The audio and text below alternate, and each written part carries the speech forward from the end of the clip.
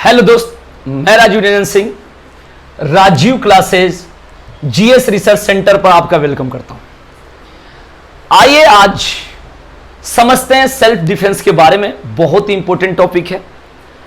जैसे ये इसमें समझना होता है कि क्या सेल्फ डिफेंस में जो अपराध हो जाती है बचाने के लिए खुद को, क्या उसको अपराध के श्रेणी में माना जाता है। तो आईपीसी में जो धारा है 96 से 106, उसमें क्या फंडा बताए गए इसके बारे में, क्या उसका रूल है, इसको हम लोग समझेंगे। तो सबसे पहले मैं आपको बताता हूं, समझेंगे यहां पर पहला पॉइंट,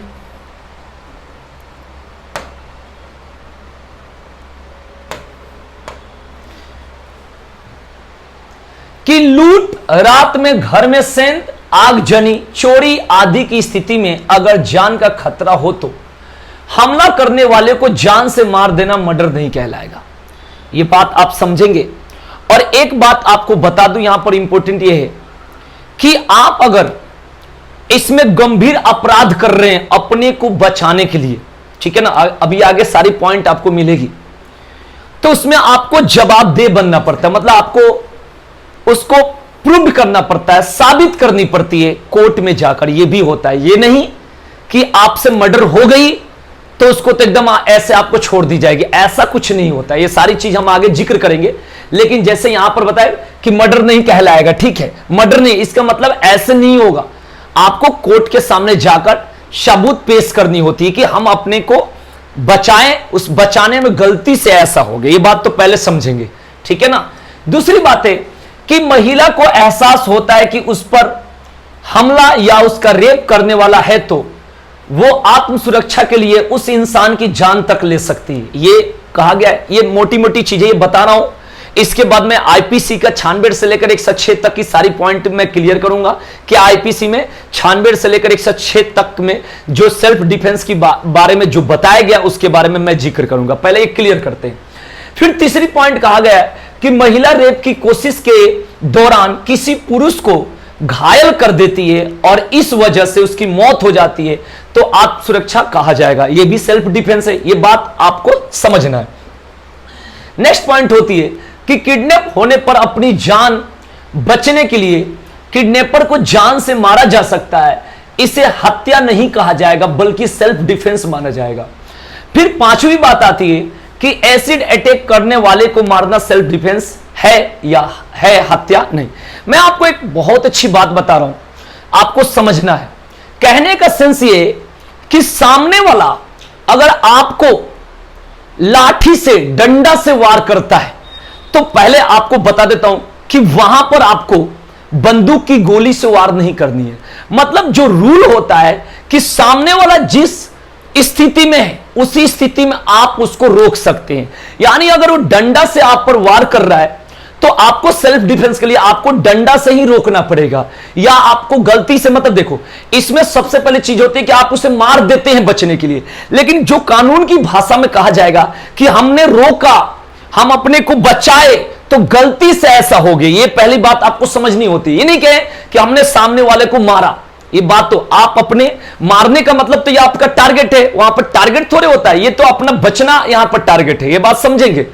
दूसरी बात ये होता है कि अगर कोई छोटा सा पत्थर चला रहा है और आपने ले लिया बहुत बड़ा सा पत्थर और मार के उसको, मतलब उसकी हत्या हो गई, तो उसको भी सेल्फ डिफेंस नहीं माना जाएगा। सेल्फ डिफेंस का मतलब होता है कि जिस स्थिति में सामने वाला पेश हो रहा है उसी स्थिति में आपको भी पेश होना पड़ेगा। यह नहीं कि सामने वाला डंडा लेकर आपके सामने आ गया और आपने बंदूक लेकर उसे गोली मार दिया, तो यह सेल्फ डिफेंस नहीं होगा। दूसरी बात आपको बताता हूं कि जैसे बात यह होती है कि कोई आपके घर में सेंध मारने के लिए आ गया या जैसे भी घुस गया और कोई हथियार नहीं लिया, कुछ भी नहीं है, तो आप उसको हथियार से नहीं मार सकते। फिर और बात बताता हूं, जैसे क्या होता है कि कहीं कोई किसी का पर्स चोरी करके या जैसे भी, या लड़की छेड़कर कोई भगता है, तो वहां पर बहुत सारे आदमी इकट्ठा रहते हैं बाजार में कहीं भी, तो वहां पर क्या होता है कि फिर उसको पकड़ के बहुत मार देते, बहुत सीमा से अधिक पीट देते, या जैसे भी। ये भी रूल ऐसा कहीं नहीं है, उसको पुलिस भी नहीं मार सकती। जो भी सजा होगा उसको कानून उसको सजा देगी। ये नहीं कि पुलिस उसे पकड़ के पीटेगी या आप पीटोगे या पब्लिक पीटेगी, ऐसा कहीं नहीं है। बस कानून ये कहता है कि उसको पकड़ के और फिर पुलिस को इन्फॉर्म करके और उसको फिर कोर्ट के हवाले या थाने के हवाले, जैसे भी आप कर सकते हैं। ये बात समझना पड़ेगा।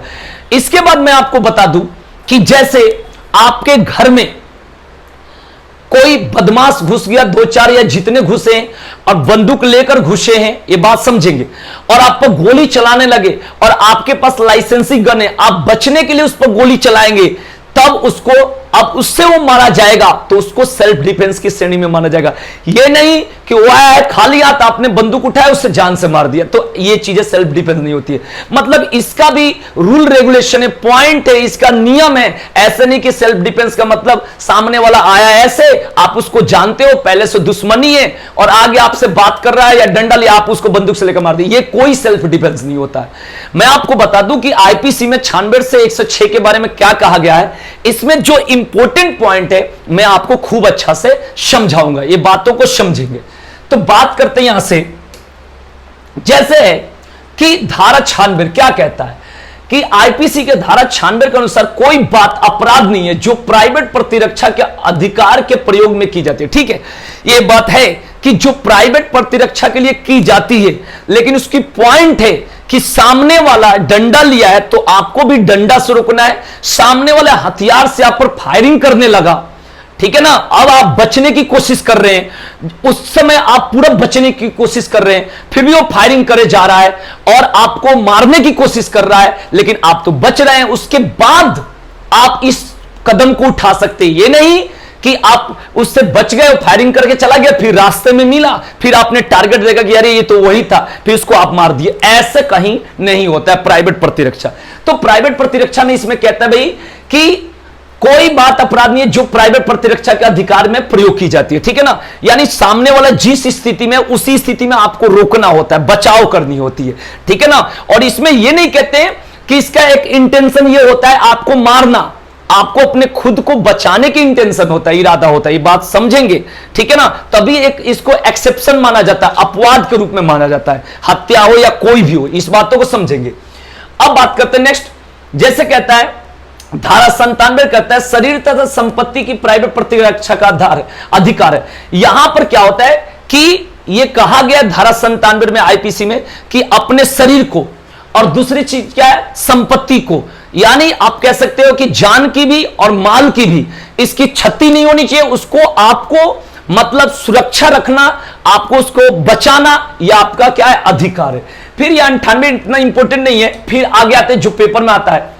अब बात करते हैं धारा 100 के बारे में।